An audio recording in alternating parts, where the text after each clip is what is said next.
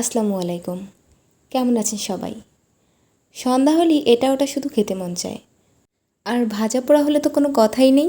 তাই ভাবলাম আজকে মোংলাই আর পটেটো ওয়েজেস বানাই। আমি একটা বাটিতে কিছুটা পরিমাণে ময়দা নিয়ে নিলাম আর দিয়ে দিলাম কিছুটা লবণ আর সামান্য পরিমাণের তেল। তারপর ভালো মতো মেখে নিলাম যাতে কোনো দানা না থাকে। তারপর নর্মাল পানি দিয়ে ময়দাটাকে ভালো মতো মেখে নেব।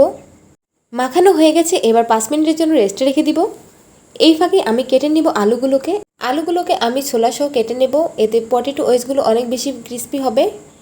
আপনারা যদি চান তাহলে কিন্তু ছোলাটা ছুলেও নিতে পারেন। এবার আলুগুলোকে আমি একটু সেদ্ধ করে নেব, না হলে কাঁচা কাঁচা একটা গন্ধ আসবে। বেশি সেদ্ধ করতে হবে না, শুধু আধা সেদ্ধ করলেই হবে। এবার ওয়েজেস বানানোর ব্যাটারটা বানিয়ে নেব। এর জন্য আমি ময়দা নিয়ে নিলাম, সাথে নিলাম চালের গুঁড়ো, এরপর লবণ আর গুঁড়ামরিচ দিয়ে দিব। ঘরে ডিম থাকলে কিন্তু অবশ্যই দিবেন। আমার ঘরে কিন্তু ডিম ছিল না, তাই আমি দিতে পারলাম না। এরপর নর্মাল পানি দিয়ে আমি ব্যাটাটাকে গুলিয়ে নিলাম। মোংলাইয়ের জন্য ডিমগুলোকে ভেঙে নিলাম, তারপর পেঁয়াজ মরিচ দিয়ে মিলিয়ে নিলাম। মোংলাইয়ের রুটিটাকে বড় করে পাতলা করে বেলে নিলাম, তারপর দিয়ে দিলাম আমি ডিমের মিশ্রণটা। এবার তেলটাকে আমি গরম করতে বসিয়ে দিলাম।